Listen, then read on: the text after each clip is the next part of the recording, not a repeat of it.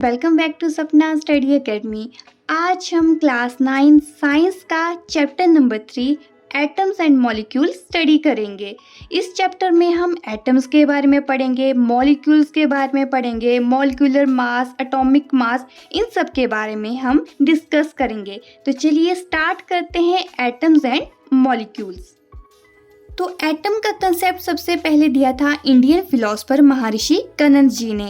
उन्होंने कहा था ये जो पदार्थ है जिसे हम मैटर के नाम से जानते हैं, उसे हम छोटे छोटे पार्टिकल्स में डिवाइड कर सकते हैं। ऐसे डिवाइड करते करते ये एकदम छोटा सा पार्टिकल हमें लास्ट में रह जाएगा जिसे हम फर्दर डिवाइड नहीं कर सकते। तो ये जो लास्ट का सबसे छोटा पार्टिकल है इसे कहा गया परमाणु। जितने भी इंडियन फिलोसफर्स हैं उन्होंने इसे नाम दिया परमाणु, लेकिन जितने बाहर के फिलोसफर हैं उन्होंने इसे नाम दिया एटम। एटम क्या है कि एक ऐसा पार्टिकल जिसे हम फर्दर डिवाइड नहीं कर सकते हैं। जैसे फॉर एग्जांपल हाइड्रोजन एटम हो गया, ऑक्सीजन एटम है, कॉपर एटम है, तो ये सब एटम के एग्जाम्पल हैं। सेकेंड आता है मॉलिक्यूल। तो जब दो या दो से ज़्यादा एटम आपस में कंबाइन होते हैं तो उसे हम कहते हैं मॉलिक्यूल। जैसे एक हाइड्रोजन है, दूसरी हाइड्रोजन है, क्या बना देगी ये हाइड्रोजन मॉलिक्यूल। वैसे ही अगर हम 3 ऑक्सीजन को आपस में कंबाइन करते हैं तो ये क्या बना देता है, O3 ऑक्सीजन मॉलिक्यूल बना देगा। अगर हम 2 हाइड्रोजन को लेते हैं, एक ऑक्सीजन को लेते हैं, तो ये क्या बना देता है, वाटर मॉलिक्यूल बना देते हैं। आई होप एटम और मॉलिक्यूल के बीच का डिफरेंस आप अच्छे से समझ गए हैं। जो एटम कंसेप्ट है उसे इतना प्रॉपर एक्सप्लेनेशन उसका नहीं मिला, तो इसी चीज़ को देखते हुए लॉइजर एंड प्राउस्ट ने लॉज ऑफ केमिकल कॉम्बिनेशन का एक नया कंसेप्ट निकाला, जिसमें उन्होंने आगे 2 लॉज दिए थे। फर्स्ट आता है आपका law of conservation of mass और सेकंड था law of constant proportions. First law में बोला गया कि जो मास है ना ही उसे हम क्रिएट कर सकते हैं और ना ही हम उसे डिस्ट्रॉय कर सकते हैं। आप यहाँ पे देखिए केमिकल रिएक्शन है, ए का मास है आपके पास 1 kg, बी का है 3 kg, तो ये दोनों मिलके जब प्रोडक्ट बनता है तो कितना kg हो गया आपका 4 kg।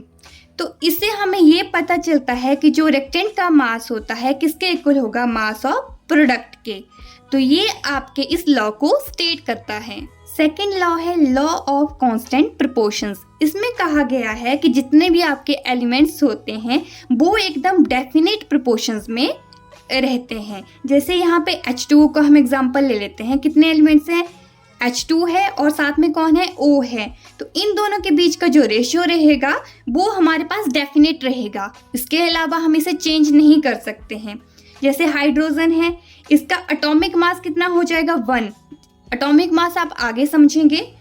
2 हाइड्रोजन होगी, दोनों को मिला के एटॉमिक मास हो गया आपका 2। ऑक्सीजन का एटॉमिक मास होता है 16। फर्दर इसे हम डिवाइड करते हैं तो हमारे पास प्रोपोर्शन क्या मिल जाता है, 1:8। अभी आप क्या देखेंगे, आपके पास H2O का जो प्रोपोर्शन है वो इंडिया में भी हमें यही दिखेगा, अमेरिका में भी यही दिखेगा, अगर हम कहीं और जाते हैं हमें वहीं भी यही दिखेगा। ऐसा नहीं है कि इंडिया में इसका प्रोपोर्शन कुछ और आ जाएगा, अमेरिका में इसका प्रोपोर्शन कुछ और आएगा।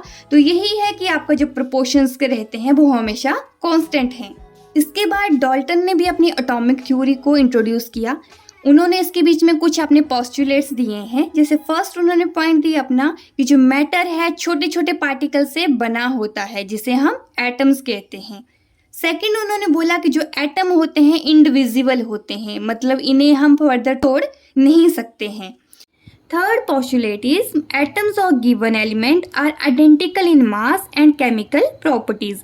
अभी जैसे हमारे पास हाइड्रोजन है, अगर उससे कोई हम कंपाउंड फॉर्म कर रहे हैं तो उसकी प्रॉपर्टीज तो सेम ही रहेंगी। ऐसा तो नहीं है कि यहाँ पे हाइड्रोजन कुछ और है, दूसरी जगह जाके कुछ और हो जाएगा।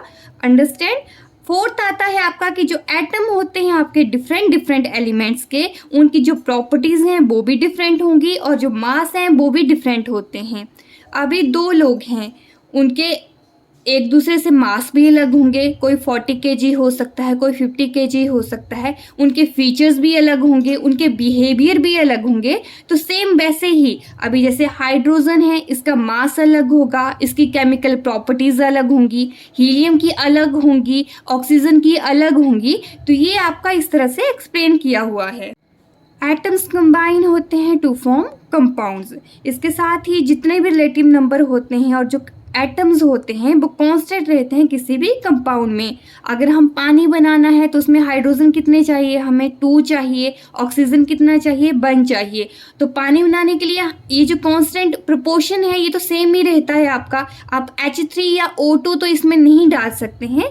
तो आपके ये कुछ पोस्टुलेट थे जिसे दिया था डाल्टन ने। एटम के बारे में कुछ और जान लेते हैं। तो जो एटम का एटॉमिक रेडियस है वो है 1 नैनोमीटर। एटॉमिक रेडियस क्या हो जाता है, मान लो ये एटम है तो ये सेंटर से यहाँ तक की दूरी को हम क्या कहते हैं, एटॉमिक रेडियस कहते हैं।